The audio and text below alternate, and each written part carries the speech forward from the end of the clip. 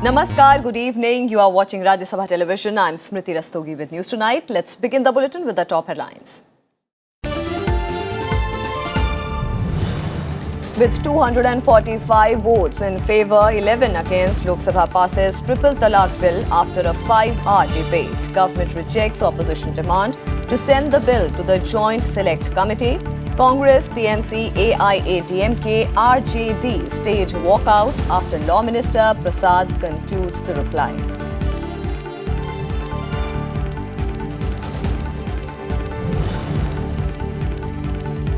Opposition disrupts Rajya Sabha proceedings on the demand for special status to Andhra Pradesh, Kaveri Dam and other issues. Chairman M. Venkaiah Naidu says not correct for House to have repeated adjournments. Seeks views from all parties and government on taking suitable action.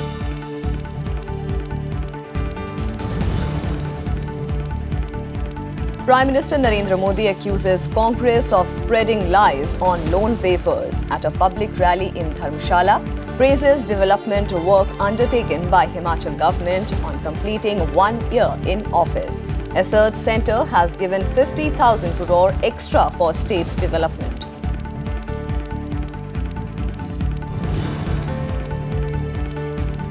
Niti Aayog ranks 111 aspirational districts.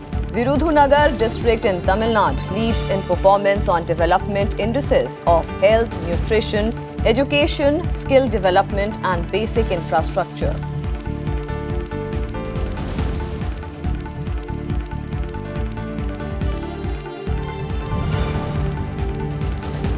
And 12-day remand for all 10 people arrested yesterday for allegedly operating Islamic State-inspired module Harkat-ul-Harb-e-Islam.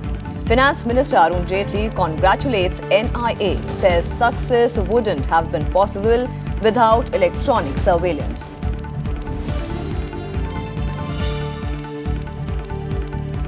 Our top focus tonight, the Lok Sabha on Thursday passed the revised bill making the practice of instant triple talaq illegal and a punitive offence. The bill seeks to criminalise the practice of instant divorce and provides for a 3-year jail term for those found guilty of following the practice. It was passed in the lower house with 245 votes in favour and 11 against it. Several amendments moved by the opposition were negated. Just before voting on the bill, members of the Congress, TMC, AIADMK and RJD staged a walkout. They demanded that the bill be referred to a joint select committee. Subject to correction, the result of the division is ayes 245, noes 11. Motion that bill be passed is adopted. Lobbies may be open now, clear? Yes. Earlier, replying to the debate on the bill, Law Minister Ravi Shankar Prasad rejected the contention that it was aimed at targeting a particular community, stressing that it is for the rights of women and about justice. हमें पूरा विश्वास है कि बहुत सारे मामले पहली ही पेशी में सुलझ जाएंगे। मजिस्ट्रेट पूछेगा पति से, तूने 3 तलाक दिया, नहीं दिया, पत्नी को इज्जत से वापस ले जाओ, घर पे रखो, टर्म्स रिकॉर्ड करेगा, इसको मेंटेन करो, और अगर तूने दिया तो जेल जाओ, ट्रायल फेस करो। अब लोग कह रहे हैं 3 साल ट्रायल के बाद होगा, 3 साल सजा है, तो सदन ये कानून लेकर के आई है तो इसलिए कि उनको सम्मान मिले, इंसाफ मिले, और इसीलिए हमने कानून बनाया है। And opposition parties were not convinced with the government's argument and demanded that the triple talaq bill be sent to a joint select committee led by the Congress. Opposition parties questioned the 3-year jail term for the husband, arguing that in no other religion is there such a punishment for desertion. The BJP countered, saying it is important to instill fear in the minds of those still practicing instant triple talaq. बहुत ही महत्वपूर्ण bill है और इसको in detail जाना ये जरूरी है। इसीलिए मैं आपसे रिक्वेस्ट करता हूं और गवर्नमेंट से भी रिक्वेस्ट करता हूं कि इसको ज्वाइंट सेलेक्ट कमेटी को आप भेजिए। Honorable Minister can consider to send the bill to the Joint Select Committee. I think it will be no harm. Still the marriage is subsisting, husband and wife relationship is subsisting. How can this clause 6 be there? So my point is, clause 3, clause 5, clause 6, all these 3 bills are inter-contradictory. You are criminalizing it. This law, madam, this law is not about empowering a Muslim woman. Contact between two adult. जब contact between two adult of opposite sex और वो अगर contact breach होता है, so its nature is civil.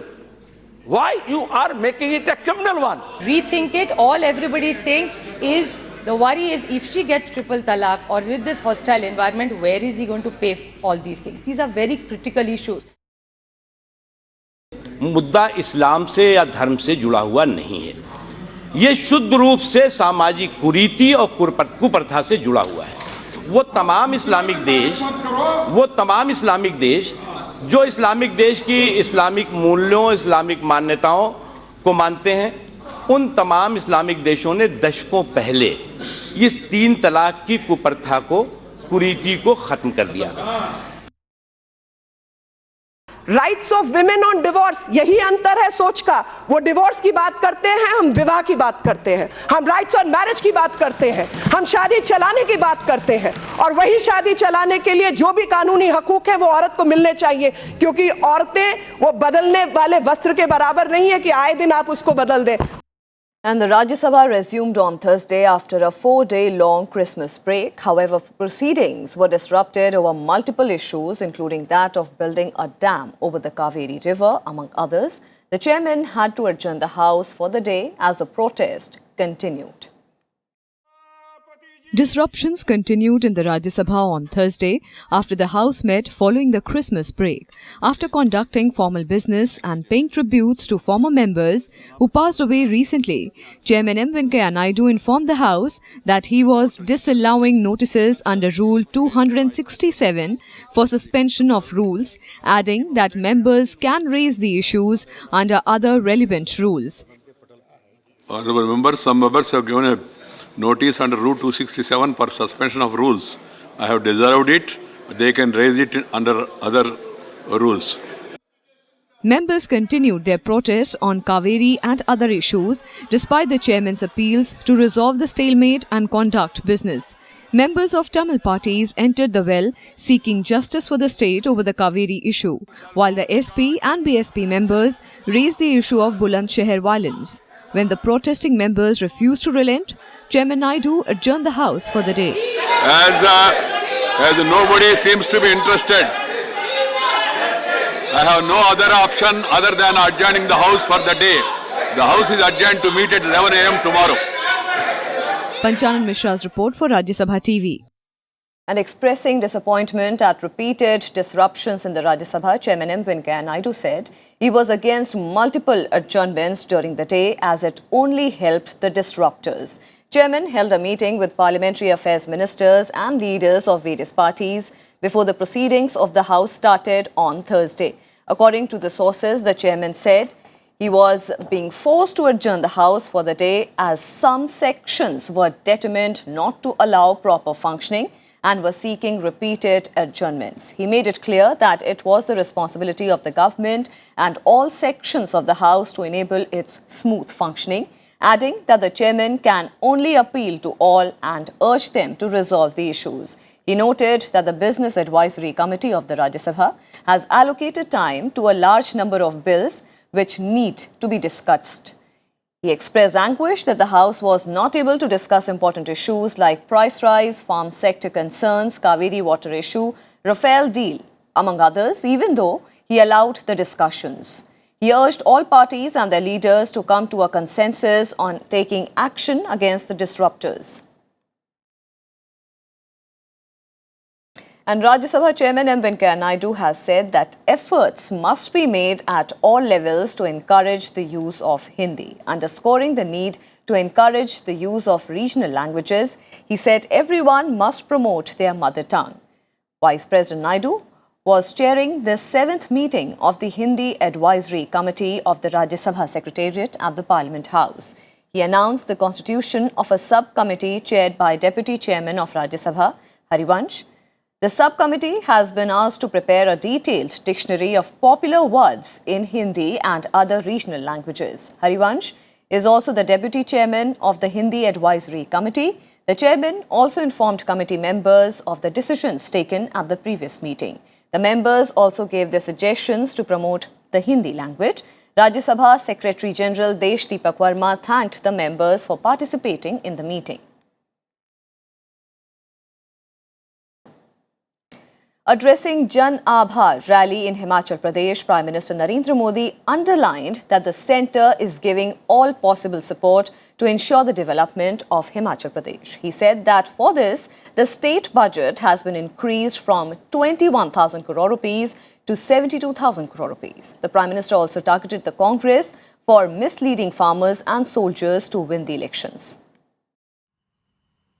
Prime Minister Narendra Modi was in Dharamshala on Thursday to mark 1 year of the BJP government in Himachal Pradesh. Prime Minister addressing a public Jan Aabhar rally, the Prime Minister said that centre is giving all possible help for the development of the state. He informed that it had given 50,000 crore more than the previous government to the state. 72,000 crore रुपया दिया जा रहा है, यानी पहले वाली सरकार से 50,000 करोड़ रुपया ज्यादा। और ये इसलिए संभव होता है क्योंकि भारत सरकार को भरोसा है कि यहां की पाई पाई का सही उपयोग होगा। यहां की पाई पाई में से नया हिमाचल बनेगा। Prime Minister Modi released a booklet on the achievements of the BJP government in the state. He said that the state government has done a lot of work for the development of the state. एक साल के भीतर भीतर इतना काम किया है अपना, इतने इनिशिएटिव लिए हैं, जन सामान्य तक पहुंचने का जो प्रयास किया, लेकिन आज हिमाचल की सरकार ने ये सीट बना दी है कि पहाड़ का पानी भी पहाड़ के काम आ रहा है और पहाड़ की जवानी भी पहाड़ के काम आएगी. Referring to the Congress, the Prime Minister said that in 2014, the party deceived people about OROP and farmers' debt waiver. सिर्फ चुनाव जीतने के लिए देश के जवान की आंख पे धूल झोंको, चुनाव जीतने के लिए देश के किसान की पीठ पे छुरा भोंको, ये खेल कब तक चलता रहेगा?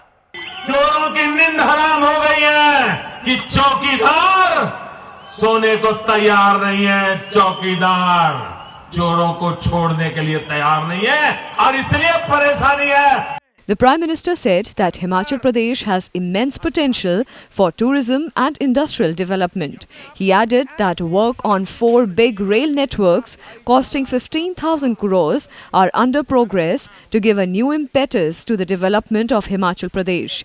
Bureau Report, Rajya Sabha TV. And some more developments. NIA produced 10 persons suspected to be ISIS-inspired group before Patiala House Court Complex in the national capital on Thursday. The court allowed 12-day custodial interrogation of the accused by the National Investigation Agency. The accused were arrested from various parts of the national capital and Uttar Pradesh after searches were carried out on Wednesday. Reacting to the NIA raids, Finance Minister Arun Jaitley has said that national security and sovereignty are paramount. He said life and personal liberty will survive only in a strong democratic nation, not in a terrorist-dominated state. He also congratulated the investigating agency for the success. And Home Minister Rajnath Singh also termed it a big success for the agency. NI को ये बहुत बड़ी कामयाबी है. हमारी ये सब सारी एजेंसीज बधाई की पात्र हैं.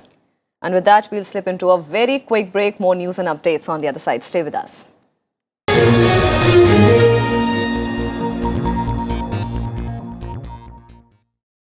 Welcome back after the break. Niti Aayog released its second Delta ranking for aspirational districts on Thursday. The ranking rated performance of 111 districts in the country over key development parameters like health, education, etc.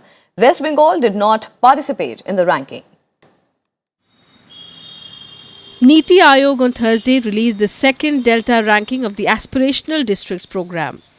The rankings are based on performances of 111 aspirational districts on 6 key parameters of health and nutrition, education, agriculture and water resources, financial inclusion, skill development and basic infrastructure.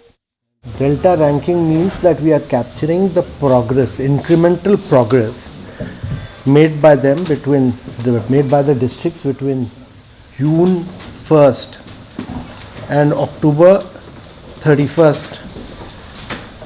And these districts actually cover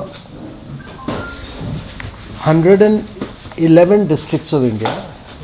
Out of, in 115 districts, 3 districts of West Bengal we are not taking because they are not. West Bengal is the only state which is not participating. According to the second Delta rankings, several districts have championed the development narrative in fundamental parameters of social progress. Virudhunagar in Tamil Nadu tops the list of districts that have shown the most improvement overall. Nuapada in Odisha is at the second place. Siddharth Nagar in Uttar Pradesh stands third. Bihar's Aurangabad and Koraput in Odisha are at 4th and 5th places respectively. Several districts have been termed fast movers for showing great initiative and displaying a qualitative jump in their scores between June and October this year. They are Kupwara in Jammu and Kashmir, Ranchi in Jharkhand, Siddharth Nagar in Uttar Pradesh, Jamui in Bihar and Fatehpur in Uttar Pradesh. The report also listed the districts that showed least improvement over the period of June to October. They are Nagaland's Kifir district, Jharkhand's Giridih, Chatra in Jharkhand, Hailakandi in Assam and Pakur in Jharkhand.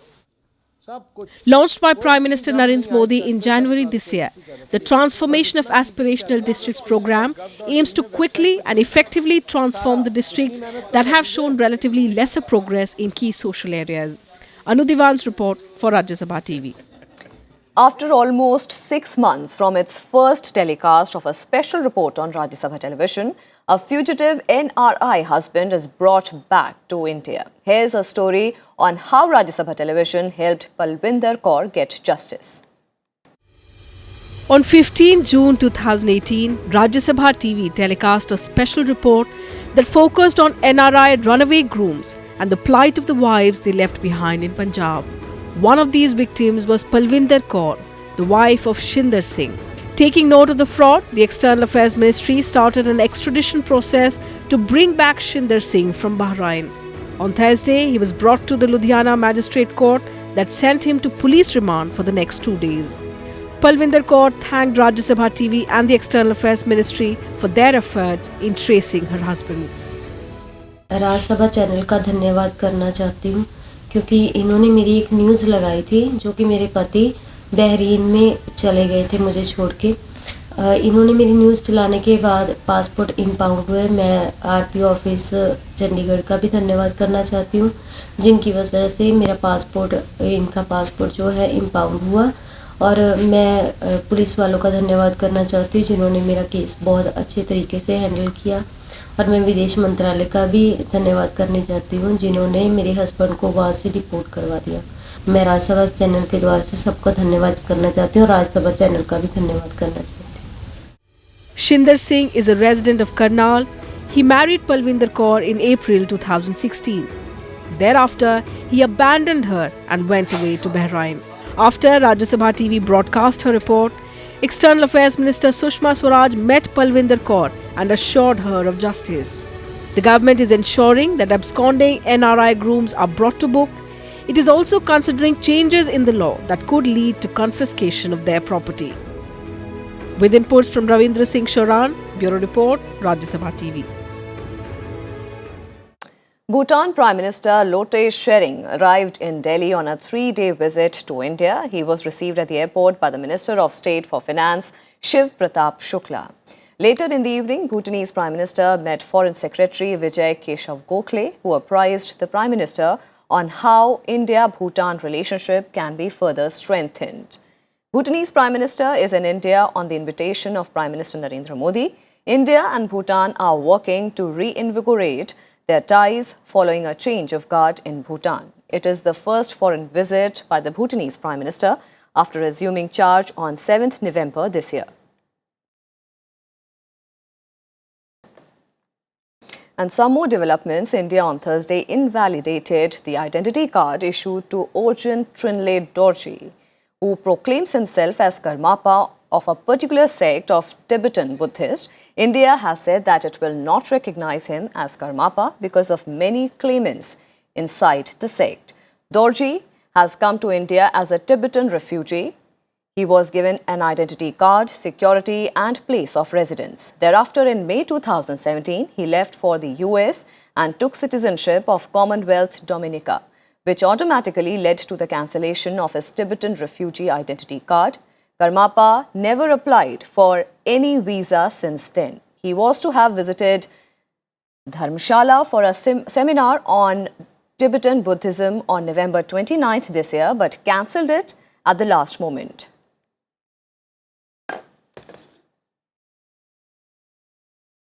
And that's all we have for you in this edition of News Tonight. For more news and updates, keep watching Rajya Sabha Television. Namaskar.